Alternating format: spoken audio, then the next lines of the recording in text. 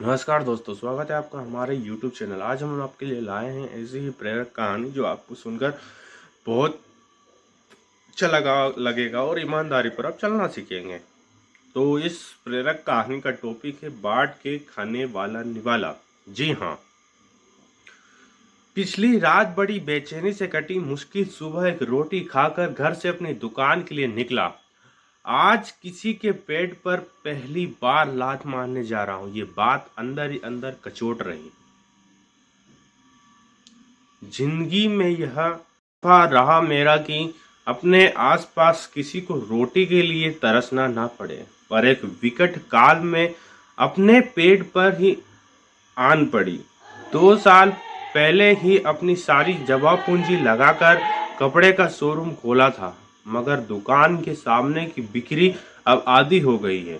अपने ही कपड़े की दुकान में 2 लड़के और 2 लड़कियों को रखा है। मैंने ग्राहकों को कपड़े दिखाने के लिए लेडीज डिपार्टमेंट की दोनों लड़कियों को निकाल नहीं सकता, क्योंकि दुकान उन दोनों लेडीज डिपार्टमेंट की वजह से ही चलती है। उनकी बिक्री उधर ही ज़्यादा होती है।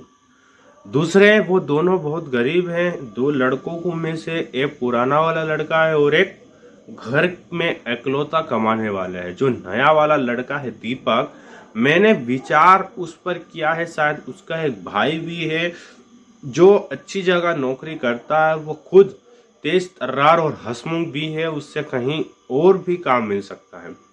पिछले 7 महीनों में मैं बिल्कुल टूट चुका हूँ। स्थिति को देखते हुए एक वर्कर काम करना मेरी मजबूरी है। यह सब सोचकर मैं जब दुकान पहुंचा तो चारों आ चुके थे। मैंने चारों को बुलाया और बड़ी उदासी से बोल पड़ा, देखो, दुकान की अभी की स्थिति तुम सबको पता है। मैं तुम सबको काम पर नहीं रख सकता। उन चारों के माथे पर चिंता की लकीरें मेरी बातों के साथ गहरी होती चली गई। मैंने बोतल के पानी से अपने गले को तर किया। किसी एक का हिसाब आज कर देता हूँ। दीपक, तुम्हें कहीं और काम ढूंढना होगा। मैंने दीपक को बोल दिया कि दीपक, तुम्हें कहीं और काम ढूंढना होगा। तो उसने कहा कि जी अंकल जी। मैंने उसे पहली बार इतना उदास देखा। बाकियों के चेहरे पर भी कोई खास प्रसन्नता नहीं थी। एक लड़की जो शायद उसी के मोहल्ले से आती थी और कुछ कहते कहते रुक गई।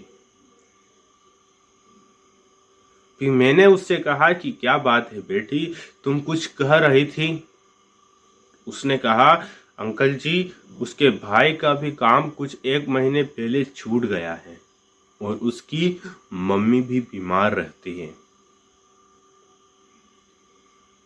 मेरी नजर दीपक के चेहरे पर गई। आंखों में जिम्मेदारी के आंसू थे जो वो अपने हंसमुख चेहरे से छुपा रहा था। मैं कुछ बोलता कि तभी एक और दूसरी लड़की बोल पड़ी।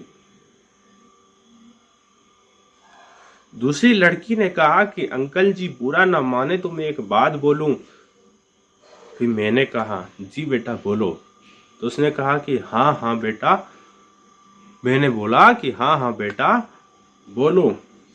तो किसी को निकालने से अच्छा है कि हमारे पैसे कम कर दो। जो 2 लड़कियां थी, तो एक लड़की ने बोला कि उसे निकालने से अच्छा है, दीपक को निकालने से अच्छा है मेरे पैसे कम कर दो। हमें 12-12 हजार रुपये मिल रहे हैं, तो आप हमें 9-9 हजार रुपये दे दो। और मैंने बाकियों की तरफ देखा तो हाँ साहब, हम इतने से ही काम चला लेंगे। सबने हामी भर दी कि हम 9-9 हजार से ही काम चला लेंगे। तो बच्चों ने मेरी परेशानियों को आपस में बांटने का सोचा। मेरे मन के बोझ को कम जरूर कर दिया था। पर तुमको फिर मैंने उन लड़कों से कहा कि पर तुम लोगों को इतने में काम हो जाएगा। उन्होंने कहा, हाँ हाँ जी जी अंकल जी, हमारा इतने में ही काम हो जाएगा। किसी के पेड़ पर लात मारने से अच्छा है कि हम कम तनख्वाह में काम करते हैं। ये आज की प्रेरक कहानी जो दोस्तों, जो आपको ईमानदारी, जो आपको बाढ़ चूट कर खाने वाला जो निवाला मैंने शुरू में हेडिंग बताई थी, उस हेडिंग से रिलेटेड ये जो प्रेरक कहानी है, ये आप सभी को शेयर करें, लाइक करें। जय हिंद, जय भारत।